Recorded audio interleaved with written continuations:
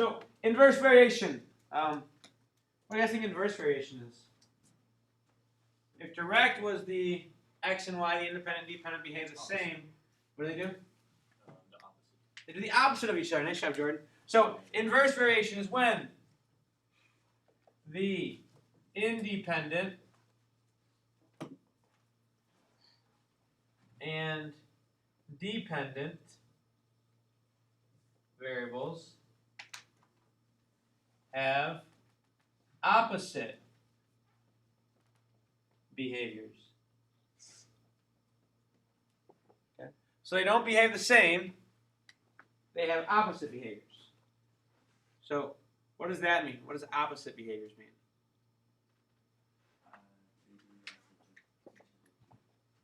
What was that, Yovani?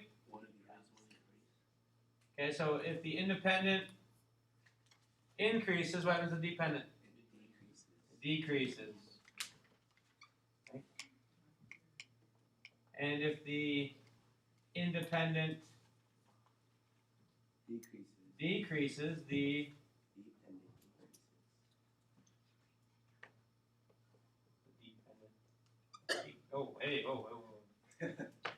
dependent increases. Okay? They behave opposite one another.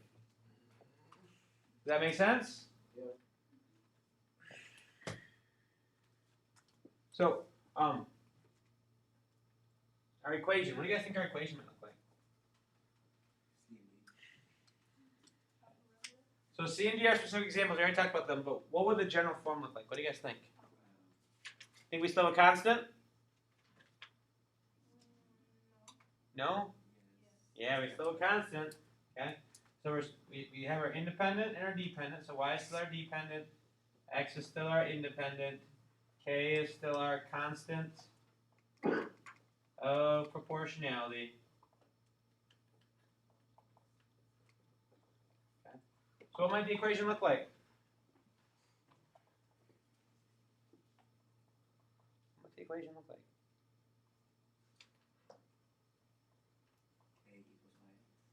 Okay, so we have k equals yx is our other way of writing it. Perfect. Y equals k over x. Okay. So if it can fit into this form, y equals k over x, then it is inverse variation. Okay. So now given that equation, if x increases, what's going to happen to y? Decrease.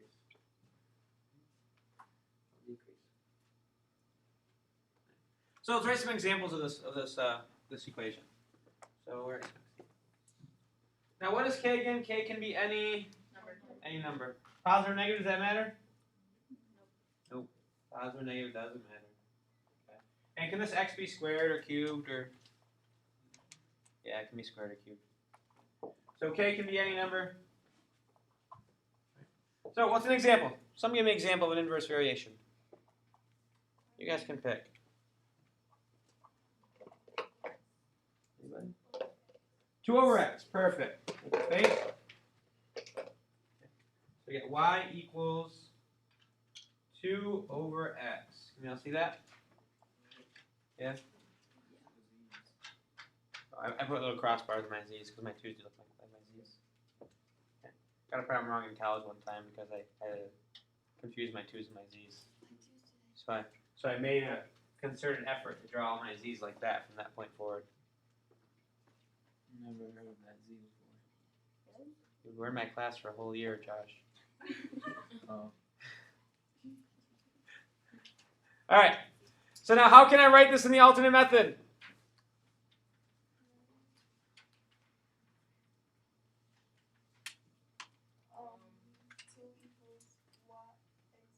Perfect. 2 equals xy, 2 equals yx. So 2 equals xy, or 2 equals yx. Same thing because multiplication is commutative. Can anyone else give me a example? Make something a little more exciting than just x.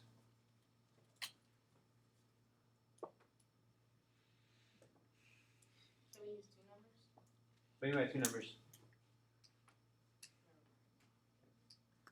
What about if I do this? We'll go with 16. We'll go, we'll see. 16 divided by x squared. Is that going to be inverse? Yeah, it'll be inverse. What will this one look like if I write it the other way? X squared. Okay. Okay. 16 equals x squared y or yx squared, either one. Okay, that works. Okay. Now, what if my k was less than 1? What would that graph look like? Or what would that equation look like? My k is less than 1. What might that equation look like? Someone pick a number less than 1. 0.5. What's 0.5 as a fraction? 1/2. Perfect. 1/2. So let's say I have y equals, but I want my k to be 1/2, right? Where's the 1 going to go? On top. Where's the 2 going to go? On the bottom. So it's going to look like this. And that's where some students get confused. Okay? Because my k isn't just on the top anymore, right? My k is right there. Right? The k is 1/2. Right? I'm going to erase that. So would that be 2xy equals 1?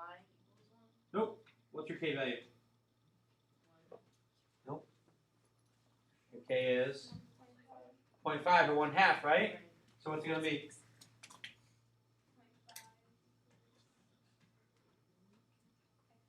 That's not good. Everyone knows 1/2 though. Okay? So it looks like that. 1/2 equals xy. Does that make sense, guys? Yeah.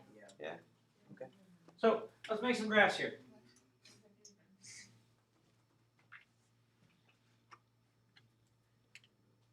Okay. Now this one, let's actually make some tables for our graphs this time. 'Cause I think these graphs are a little less straightforward than the lines. I think we've all worked with lines before, so I think we make some tables. I think that'll help us out here. So let's make some tables for y equals 2 over x, or a table, sorry. So x and y, so 1, 2, 3, 4, 5. Okay. Actually, probably don't need to go that far. We can just go 1, 2, 3, and then 0, -1, -2, -3. We'll do that. Okay. So what's 2 divided by 1? 2. What's 2 divided by 2? 1. What's 2 divided by 3? 0.6 repeating, right? Okay, it's 2/3, correct? What's 2 divided by 0? 0. No! Error. Error, right? 2 divided by 0 is an error. So it is 0. undefined. Okay? Undefined. What about 2 divided by -1? -2. What about 2 divided by -2? -1. 2 divided by -3? -0.6 repeating. Okay? So now if I were to graph these, right? Let's say we had like 1, 2, 3, 1, 2, 3, 1, 2, 3, 1, 2, 3. If I were to graph these, 1, 2 is right here, right? 2, 1 is right here. 3, 0.6 is right there. What does it kind of look like? Not problem. I don't know what they're called. Okay, it looks a little bit like an exponential, right? It looks kind of like what we did yesterday. Except an exponential will eventually cross 0, won't it? The exponential will cross the y-axis, won't it? Because exponentials kind of start over here and go up that way, right? Do you think this one will cross the y-axis? No. Why not, Rebecca? It doesn't. Okay. This one will not cross the y-axis because when x is 0, which is at the y-axis, what's our value? Undefined.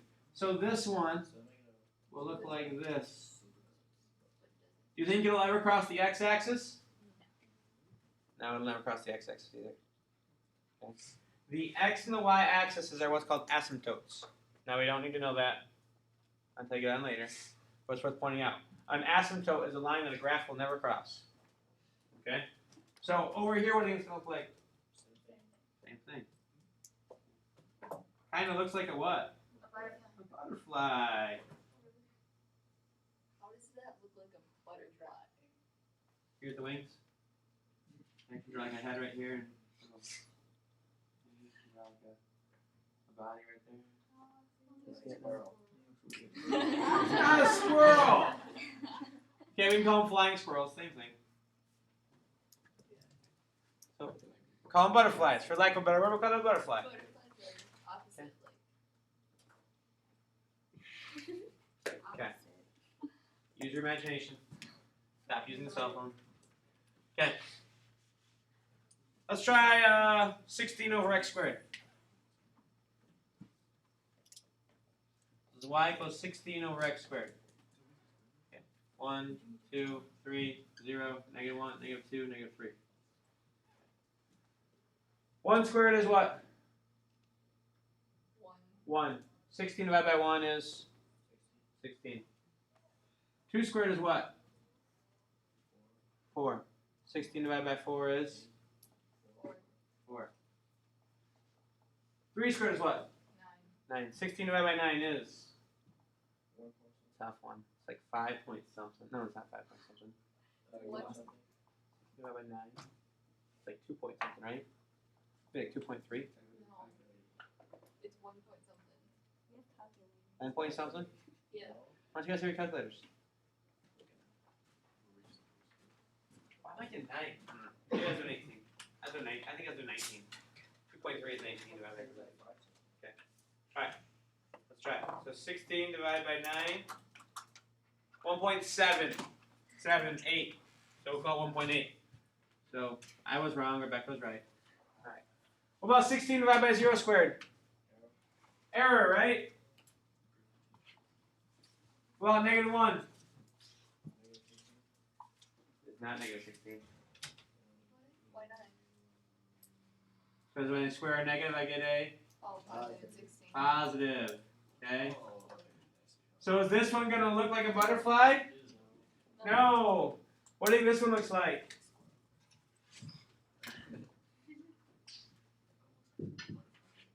What do you think that looks like? What is it? A volcano. A volcano! Why'd you say it like that? You got excited over it. Okay? So, the graphs of inverse functions look like butterflies I think I and volcanoes.